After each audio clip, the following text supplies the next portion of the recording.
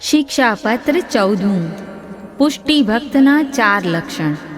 ચિત્તને ભગવત ચરણમાં રાખવું, સમર્પણનું અનુસંધાન, અસમર્પિત ત્યાગ, અન્યાશ્રય ત્યાગ.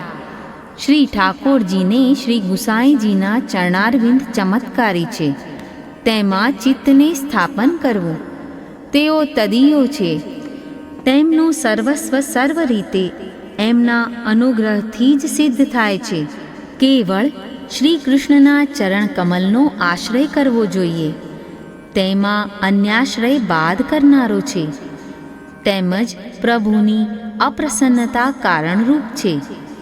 અન્યાશ્રય થતાં પ્રભુ ઉદાસીન બની જાય છે, માટે અન્યાશ્રયનો તરત જ ત્યાગ કરવો. શ્રી મહાપ્રભુજીના સેવક દામોદરદાસ સંભલવાળા તથા શ્રી ગુસાઈજીનો સેવક લાડવાણિયો એ આનું ઉદાહરણ છે. અસત્સંગનો ત્યાગ કરવો, કારણ કે એનાથી ભગવદ્ ભાવનો નાશ થાય છે. જેમ દેહધારીના દેહને વાગ બાધક છે, તેમ અન્યાશ્રય ભક્તોને બાધક છે. શ્રી મહાપ્રભુજી મહાપંડિત વિદ્વાન છે. આપશ્રીએ તો એમ કહ્યું છે કે તદીયો ભગવદીયો ને માટે તો પોતાના શરીર, મન, વાણી ઇત્યાદિના અધ્યાસો એટલે કે પૂર્વની પડેલી ટેવો કે જે લૌકિક તરફ પ્રેરે છે તે પણ દુત્સંગ રૂપ છે. અને તદીયો માટે એમના શરીરાદિ તો તદીયત્વના ભાવની દ્રષ્ટિએ ભગવત સંબંધી છે.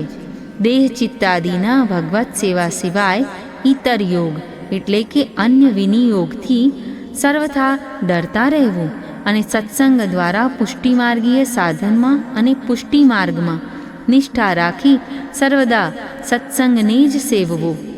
વળી ભગવદીયોની સાથે મળી સદા સમર્પણનો બ્રહ્મ સંબંધ દ્વારા કરેલી પ્રતિજ્ઞાનું અનુસંધાન વારંવાર ચિંતન કરવું. આપણા શ્રી આચાર્યજીના માર્ગમાં આ જ સર્વથી ઉત્તમ સાધન છે.